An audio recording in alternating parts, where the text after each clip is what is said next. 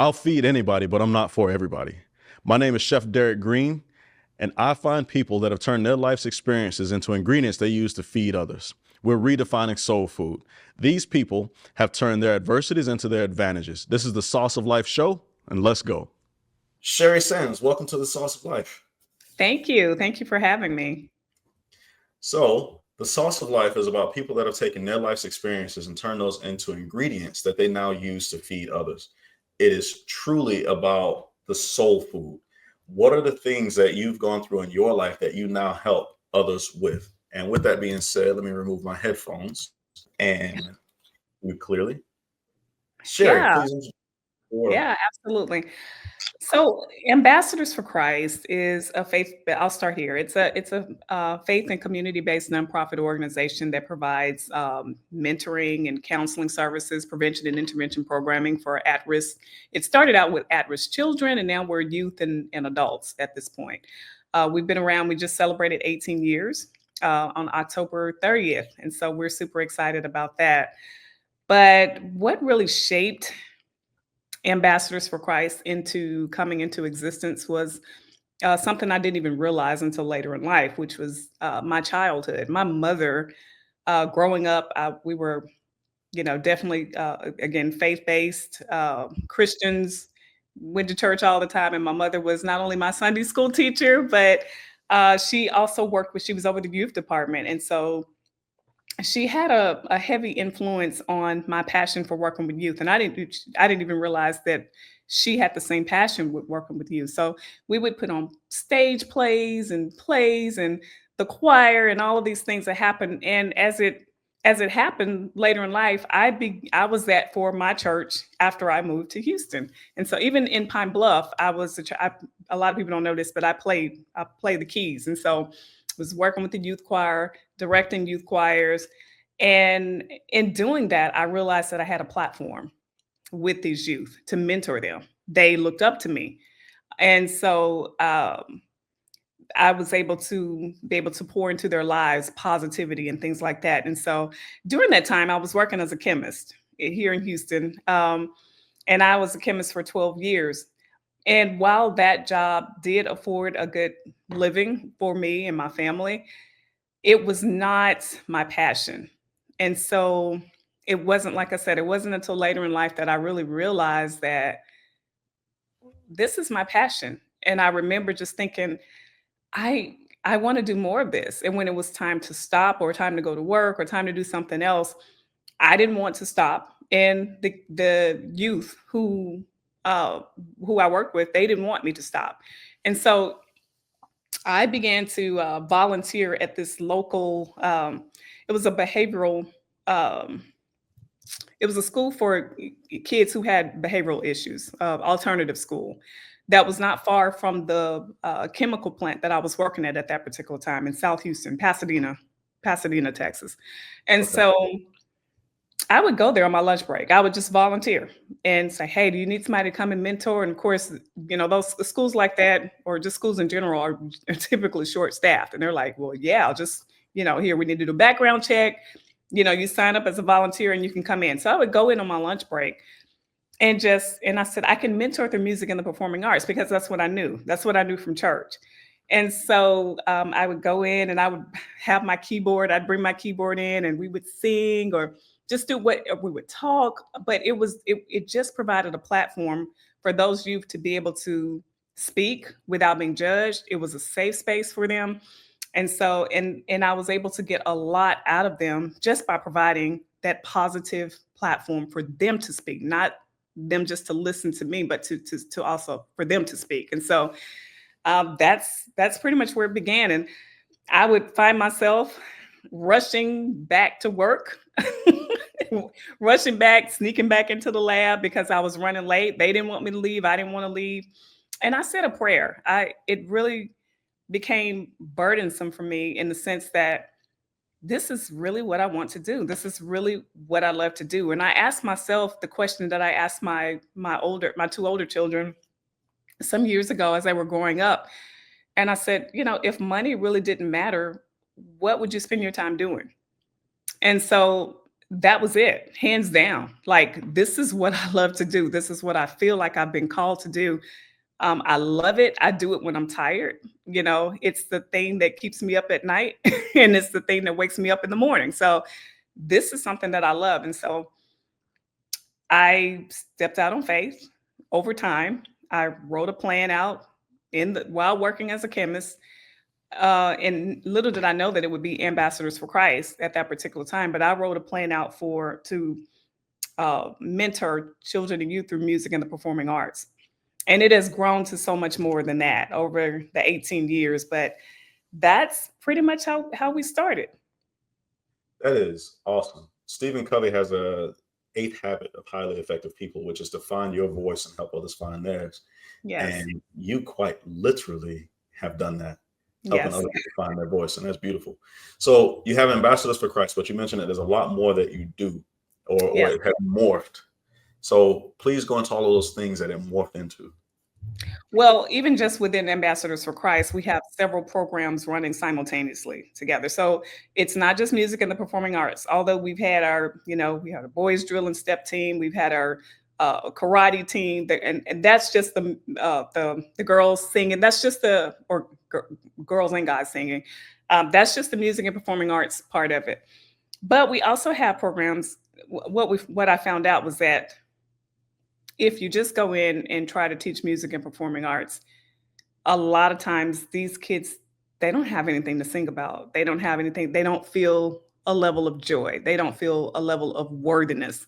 And so, uh, of course, going into it, I had to see that. I had to come to that point like, what's going on? Why is this kid never smiles?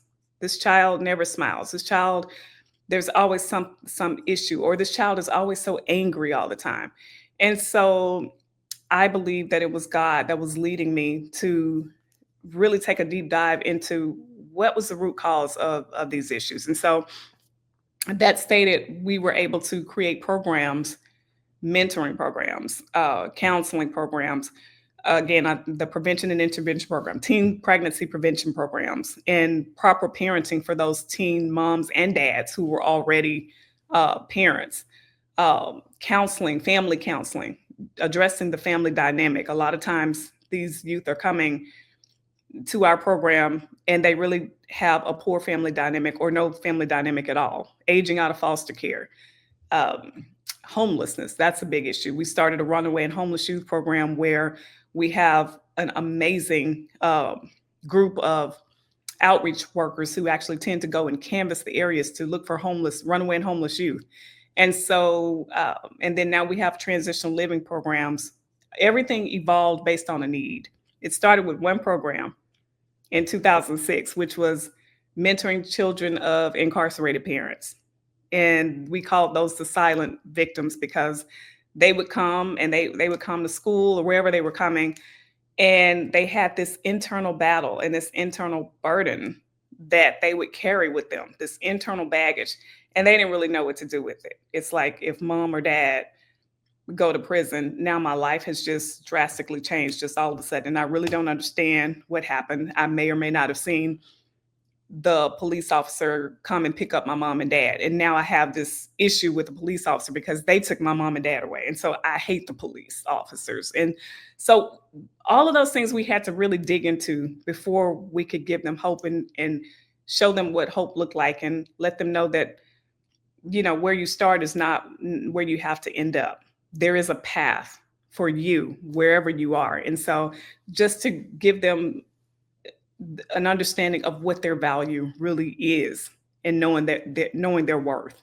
And so we have all of these programs. I didn't mention all of them, but victims of human trafficking, we work with those victims. What else? Mental health and substance abuse, HIV and STD awareness. We do teen dating violence, domestic violence, sexual assault, and stalking. So we have a plethora of programs that run simultaneously, and that's just within Ambassadors for Christ. Where does all of that come from, Sherrie? I know you grew up in Pine Bluff, America's Yes, fastest shrinking city. yes, And yeah, from the research that I've done from Pine Bluff, the crime rate there is atrocious.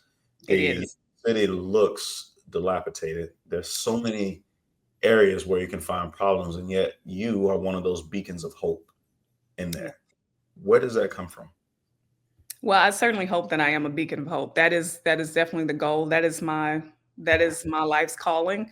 Uh, because I knew what Pine Bluff once was, and I know the history of Pine Bluff. And I know that everything that we do is centered around a need. It is centered around addressing a need. And so, working, although I'm from Pine Bluff, Ambassadors for Christ was not started in Pine Bluff. It started where I currently reside, which is in Houston, Texas. And we had actually started Ambassadors for Christ, and Ambassadors for Christ had been around for 10 years before we actually opened up our doors in Pine Bluff. And that was as a result of me going there to visit family who still lived there. And every time I would go, I would notice that there's just this constant and very prevalent decline in the city, in the school systems. The school district that I graduated from was taken over by the state of Arkansas, and it was just this constant decline that I would see. And as you mentioned, Pine Bluff is, as it stands right now, the fastest shrinking city in the nation. And so during that time, when we decided to open up offices in Pine Bluff, it was also rated, I believe it was only number two, only to Detroit, Michigan, with the crime rate. And so there was a vast need to bring in prevention and intervention programs for our youth. It was just it was just mass confusion that was actually going on. And so we felt the need to bring those programs in, and they have thrived ever since. So we've been around for 18 years.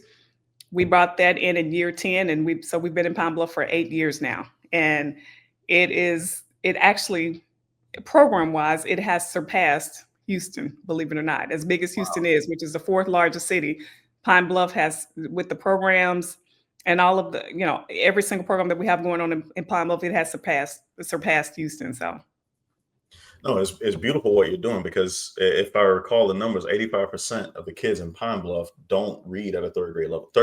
85% of the third graders don't read at a third grade level. And there was correct. another stat that I'd seen somewhere, or maybe heard from one of my prison reentry guests, Mhm. that says that if you can't read by the third grade, your chances of going to prison are Absolutely. exponential. So it's important what you're doing there. Um, Yes. and just if I can share a quick personal story, growing up in Fort Pierce, Florida, under some of the same conditions that these kids in Pine Bluff are growing up in, there Mhm. was a youth pastor. His name was Pastor Kenny. Mhm. And you actually remind me of Pastor Kenny with your story, and the way that you see something in those kids that they can't yet see in themselves. Right. And I remember the police coming to arrest my dad. I remember the times that my mom went to jail, all of Mhm. the red and flashing lights, or my sisters and my brother being in court when people are getting sentenced, and they're gone away, and seeing the mother's heart break, Sure. realizing that their child or their husband is gone away for a number of years, and developing a sort of resentment towards law enforcement and the the white man, so to speak, because that's how I was raised, that it was all the white man's fault. Sure. How did you overcome that to become who you are now and giving back? I think it's just a matter of seeing the hurt. We're driven by the hurt that these youth are dealing with. Um, Now, that was never my story. My story was that my father is a retired warden from the prison in Pine Bluff, or actually in Wrightsville, Arkansas, which is just. And let me back paddle just a little bit. Pine Bluff is surrounded by, I believe I can't remember the number now, but a high number of prisons within a 30-mile radius. Right. And that in and of itself is more, and that this has happened over recent history. And that in and of itself is somewhat of a political setup. I'll just say it that way. Um, what I saw from my perspective was my father, and even us living on the prison grounds when he was a warden, what I saw was my father, you know, being able to um, try to mentor these young people, even those while they were in prison, before they were released from prison, but then they're not being anything for them afterwards. And so they would have like domestics. Or we would have a domestic. I'm sorry, we would have domestics that come in to clean our house or to actually um, come and mow our yards and this like that, things like that. And we would these people become like family members. And so um, then they would be released. And growing up, what I would see was, oh, good, we missed the person and they got released, but then they would come back to prison, 6 months, a year later. And so what drove me was that there's nothing for them. There's nothing. We have to do something. How do we end this vicious cycle? How do we make this not a revolving door? And honestly, that was my perception of it. And then after growing up and coming back, what I realized was that even in the juvenile portion of it, the juvenile detention center, it's almost like, and unintentionally, and this is nothing negative. I'm not saying anything negative towards the juvenile detention center in Pine Bluff. But what I have noticed is that it's almost the setup is almost like a grooming for the next generation of inmates. Yeah. And it's almost like a graduation into prison. And that is what that is what drives me. That is what has driven me. We know that, the third grade, we know the statistics. We know the negative statistics. We know that. But how do we end it? I think it's me being a researcher by nature and trying to be a problem solver. I think that's what really has driven us to this point. And so it just, our goal is to make certain that we stop the bleeding, if that makes sense. Oh, it makes perfect sense. And I want to apologize really. I didn't complete the thought and I asked you a question based on my life versus your Oh life. So I no, just want it's to fine. correct that. And you're right that wasn't your reality. That was what I grew up in. Yes. Um, I did a But I quick did search. very much see it. I did very much see it. I wasn't immune to it. It just wasn't. I was one of the ones who was really blessed to grow up in a household that was more intact. Not to say that that we didn't have our issues, but it was more intact. There were other, and I've been able to deal with those directly with those youth that come from families that look like they have it all together, but they really don't. And there's a lot of that that's going on in Pine Bluff as well. And so I've been able to personally touch on those, but thank God that we have a very well-rounded staff who actually come from lived experiences like ones that you've mentioned, that are able to pour into these youth and young adults and able to show them that, hey, there's a better way. You don't have to do this. And we are really, really big on cognitive behavioral therapy, where we have this program called the Shift Initiative, where we're working to shift the mindset of these youth and young adults. And because you become what you see, you Right. become what you know. If you're not able to shift your mindset and see that there's a better way and understand that it's not weak to do the right thing, and so we really, really saturate all of our programs in shifting that mindset into something more positive. Is it a challenge for you when it comes to shifting the paradigm? There's a realization that where your attention goes or your energy flows. Mhm. And you can have youth that are in your programs and they're all hyped up for the program and the success and they have hope and looking at the potentials of life, but then they have to go home. Yes. They have to go back to what they actually know. It's like your program is there for a specified amount of time, even if you have them for a full day. that Mhm. still has 6 more days that they have to live in that experience, the lived experience stuff that you're talking about. Right. How do you counter that? Yes, and it is a very real challenge. I will tell you this. Just last week, we had our annual strategic planning meeting where all staff from all locations come into under one roof, and we just pour into staff. And the theme of that, this was probably the best strategic planning meeting that we've ever had. And the theme of it was boot camp. And the thought process behind the word boot camp was in order to minister to our youth and our young adults, we need to make sure that the cadets are set and ready to go. And so that boot camp consisted of number one, prayer.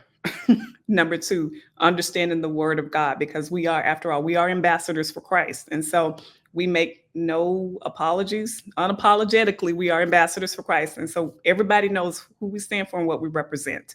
And so while a lot of our funding comes from federal funds and we are not allowed to quote unquote proselytize, that does not mean that our warriors cannot pray for these youth. And we understand that in order to change that mindset, ultimately, it's going to come from God. And so that boot camp was centered around making certain that we understand that we are pouring into them in ways that they see who we represent.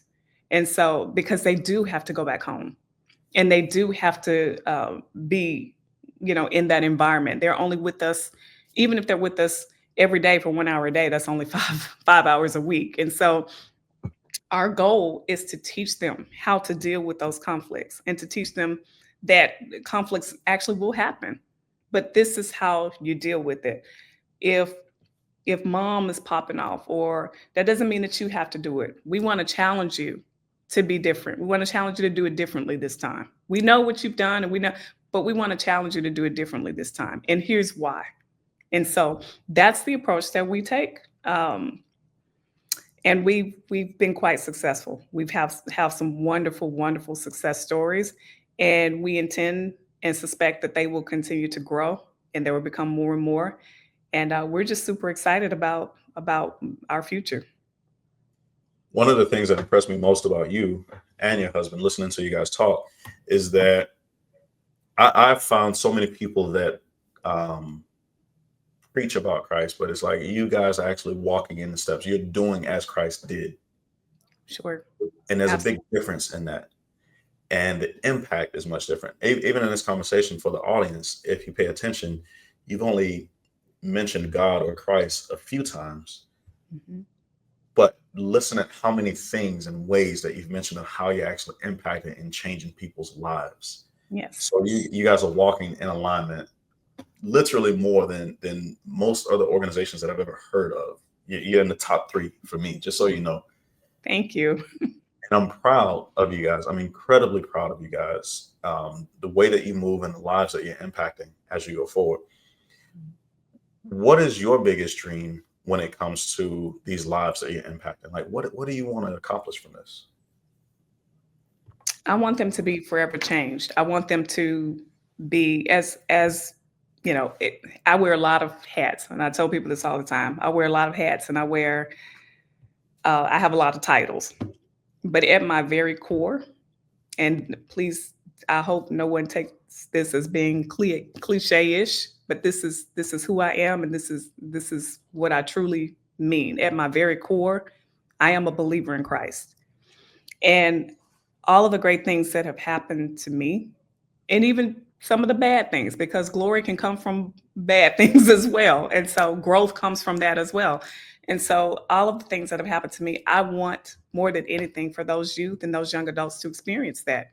And I know that they will experience it through Christ. It's not about, we can get them job placements. We have a amazing program through the Department of Labor as our partner to, workforce reentry programs, and um, where they're coming out of prison, and we're able to work with our employer partners and get them job placements, even entrepreneurships, and all of those great things with our youth as well as with our adults.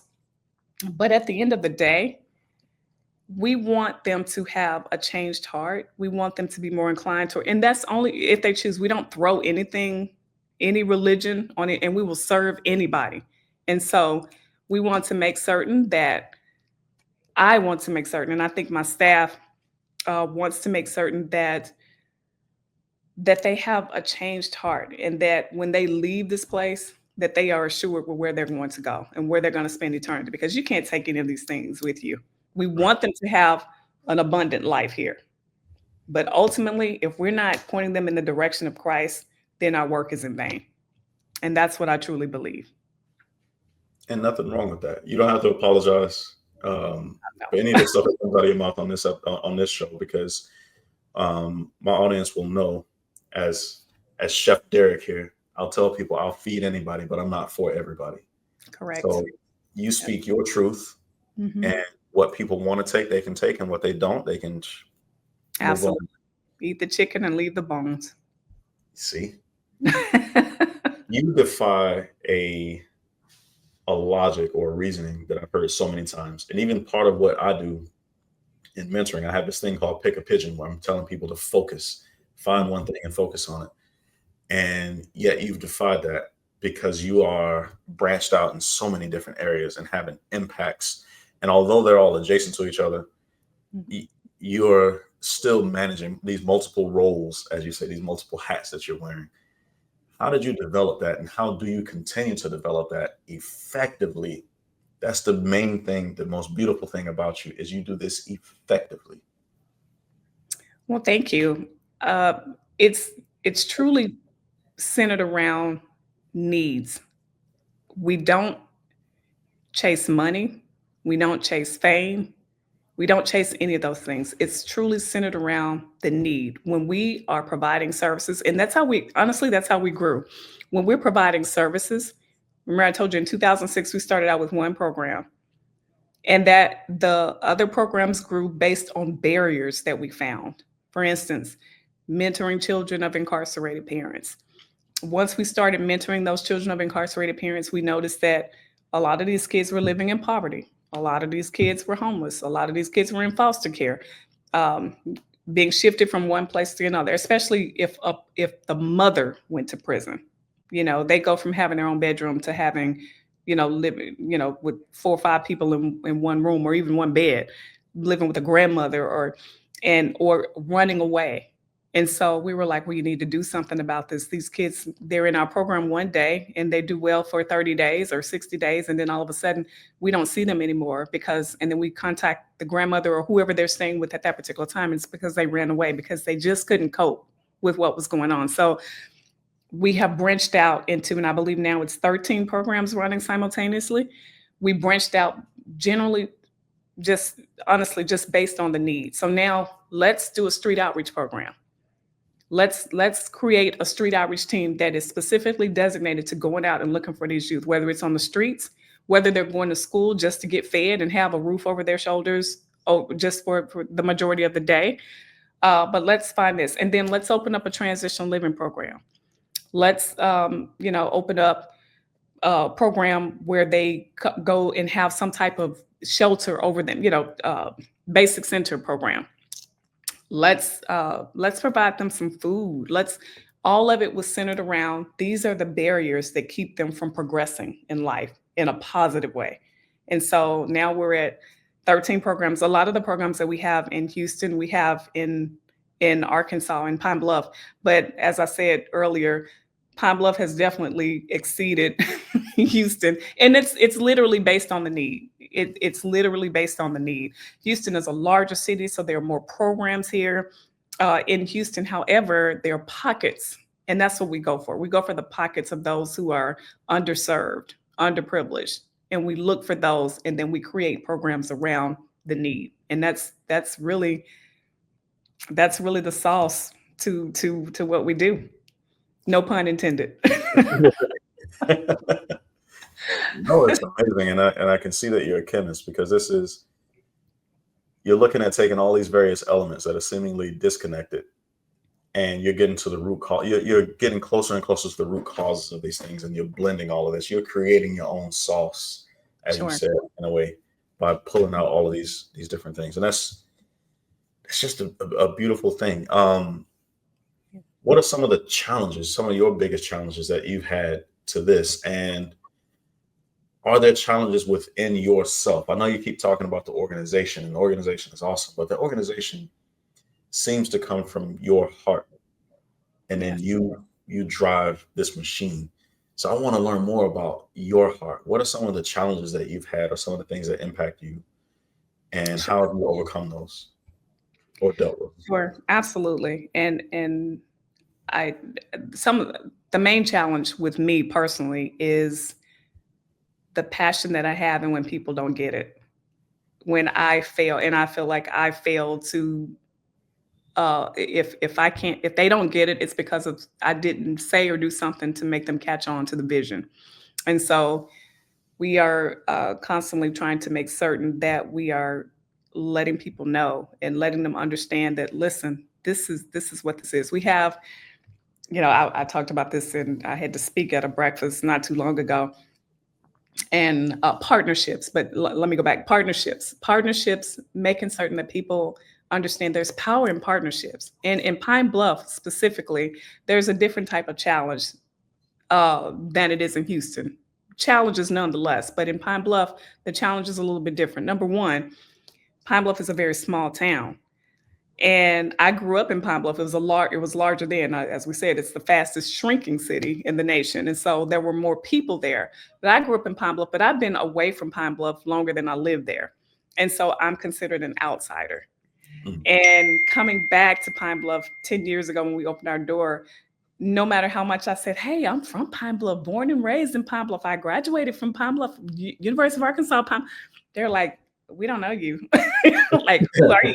You're like, who are your people? Like, we don't know you. Like, and my Right. my parents now live in Houston near me, and um, so that has always been a challenge. And the small town mentality, and really not saying anything negative against the city that I was born and raised in, that I still am so proud to call my home. Um, but it's just the reality of it. There's clicks and there's a lot of red tape. Believe it or not, you would think there would be more red tape in Houston, but there's a lot of red tape. It's the who you know, and um, if either you're in or you're not, and it's that small town mentality where people will say something or assume something about you, or if you have to terminate an employee coming from a small town, that one employee can just change the whole trajectory of people's thinking about you as an organization. It doesn't matter what that employee did or did not do. And those are a lot of the challenges that we've had to deal with in Pine Bluff. However, I am one who is extremely determined, and that determination has paid off because we are moving forward. There's the challenges are still there, and the challenges are going to be there because we know that for every Exodus, there's always going to be a Pharaoh. And so, but we're here for it. We're here for the challenge because the reward is so much greater than the challenge, and that's what we've had to deal with. Me personally, it's don't you see the passion? Don't you see what we're doing? Don't you see that if we do this, if we change one child, it'll change a family. And if we change a family, it'll change a community. And if we change a community, it'll change a city. And if we change the cities, it'll change. Don't you see that? Like, that for me, that's that's the biggest personal challenge that I have. It's like, why don't you see this? Why don't you? And so, but I realize that everybody's not there. And a lot of times we just have to show them. And that's what we have intended to do. And that's what we've aimed to do.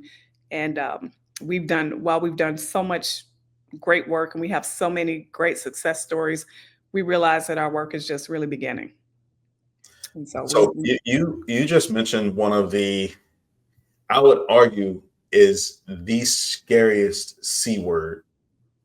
I think there are three C words that just scare people. Mhm. There's Christ, Yes. there's cancer, Yes. and above both of those is change. Yeah.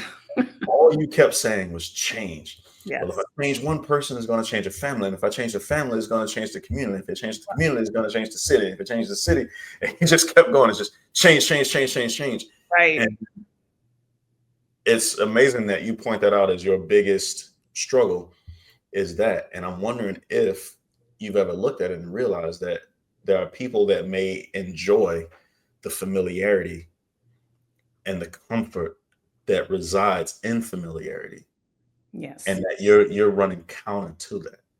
absolutely. That is the reality of it.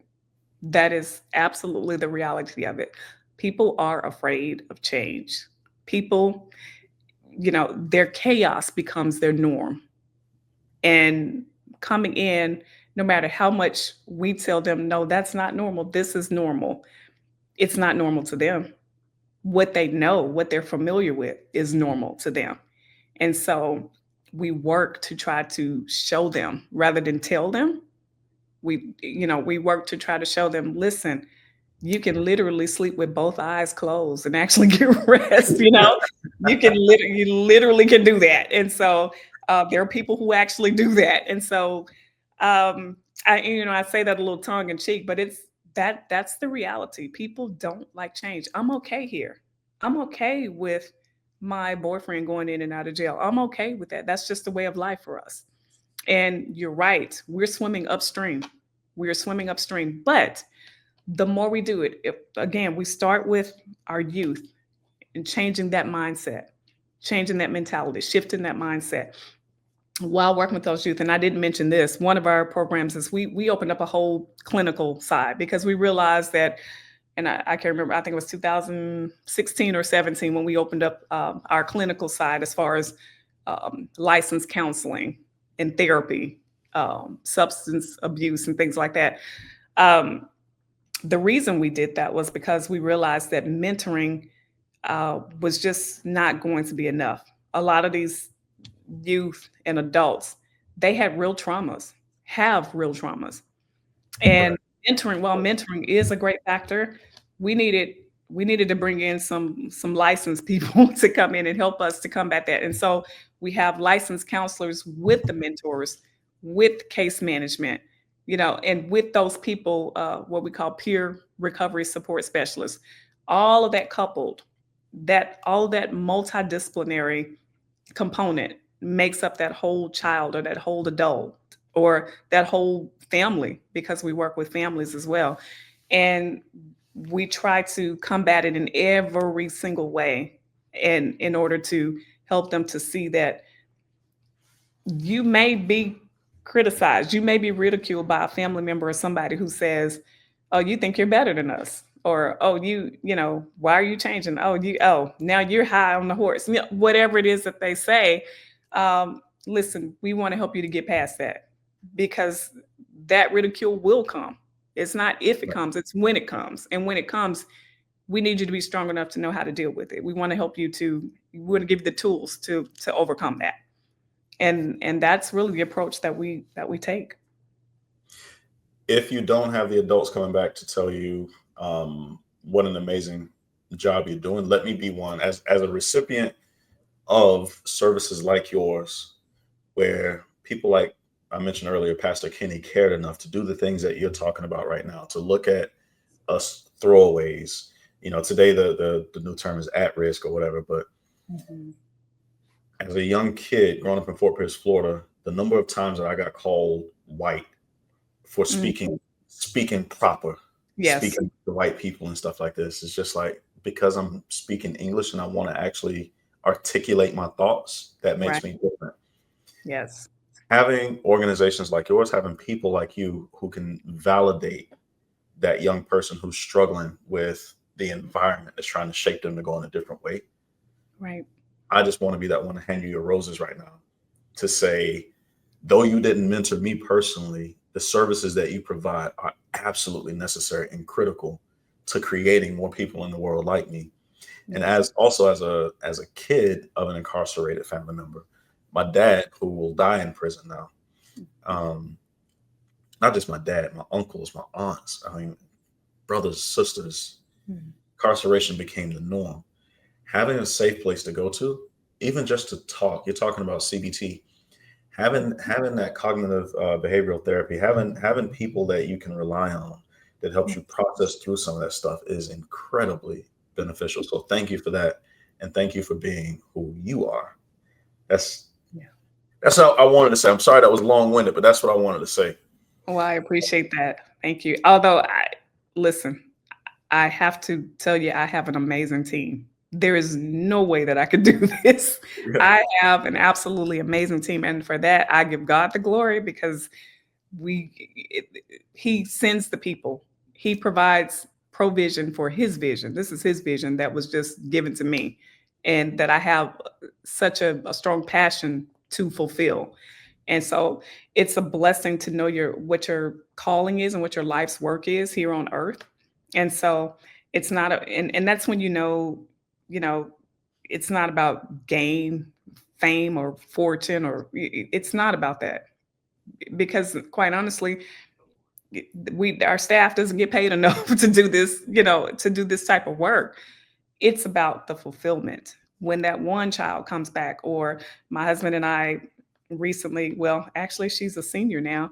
Uh, Time flies, but we were able to take one of our youth who was in our transitional living program. We were able to, she had never been out of the city of Houston. And she had been kicked out by her mom and she was kicked out by her dad, but yet she was an honor roll student. And so she actually called us. Normally, we get referrals from other agencies and other programs, but she actually called. She found our number. She called and she said, "I don't have any place to go. I don't have any place to go." Wonderful, wonderful young lady, but just came from a background that was, less than normal, and so, or maybe normal to them. And so we took her in. She stayed with us for almost a year. She was a senior, and this young lady did not. She got 7 Ivy League scholarships to go to Ivy League college. 7, and so she chose Brown University, and she had never been out of town. And so our team, they like, I think we were all, her family didn't even come to her graduation. But when I tell you we made up for it with our pom poms, we thought they were gonna put us out. Like we were just like, yeah, we just. And so I mean, and so the staff, when I told you that I have an amazing staff, they went and bought the bedding, everything that you would have thought that she was all of our biological child. I mean, because we just bought everything that everything that a child would need for college, and probably then some. She had, and so we presented it to her, and she had funds in her bank account. And that's the other thing. We have a savings program for our transitional living program participants, and so she went. But then we were like, okay, we're ready to send her off. We're ready to go. And she had never booked a flight. She had never booked. And I was like, I talked to Ken, my husband, and I said, we can't just send her on a plane. And so we ended up buying plane tickets, and we literally took her. Nice. We literally took her to Brown University. And so I remember when we got there and we went to baggage claim, and we were kind of, quite a distance from the bags, but you could see the bags coming around the conveyor belt, right? And this is how much she did not know. She thought that her bag was going to go someplace else and never come back. And she took off running, trying to get her bag out the conveyor. We were like, no, it's going to come back around. So it's just the things that we take for granted that people don't know. And even just flying on the plane and understanding where to go. So we physically took her there. We stayed there a few days to get her, acclimated, and she's going to be graduating Brown University in the spring. So we're so super excited. Wow, good And job. that's just one of many, many success stories. We have people who've gone through our transitional living program as homeless and owning companies. Like we have one, in fact, I think she's coming to speak to our group, I want to say next week or the week after.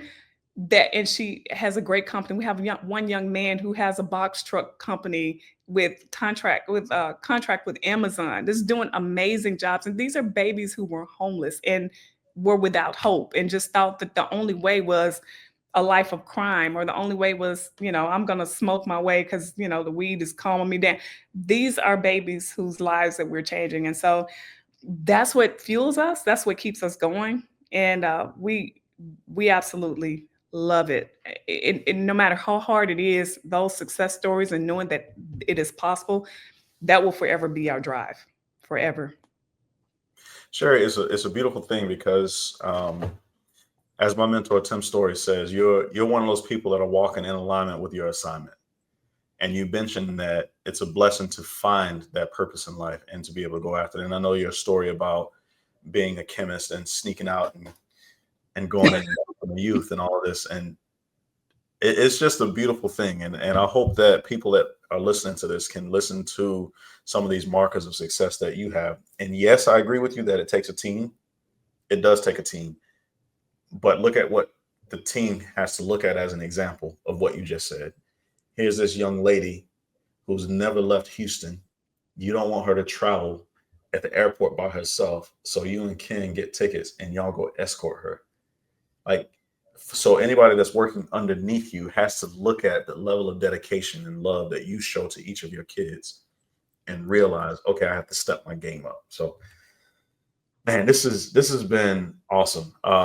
As I told you, I try to keep this. I feel like I have so much to ask you because you're doing it. You're walking it every single day, in spite of you're walking it and doing it every single day. And y'all are smiling and doing this thing and not letting anything hold you back. I know what I'll do. I'll write some questions down so I can ask Ken when I interview him for the podcast. That's how I'll continue this thing. But Yeah. anyway, keeping this in alignment with your time and respecting your schedule, I have two questions for you. First Sure. one, simple, is where can people find you? Now, yours is layered because there's people that want to find you at the organizational level. Maybe there's donors that want to help you, but then there's also those youth, those potential kids or clients. So where Yeah. can they find you? Yes. So so our website is www.afcyouth, which is Ambassadors for Christ, afcyouth.org.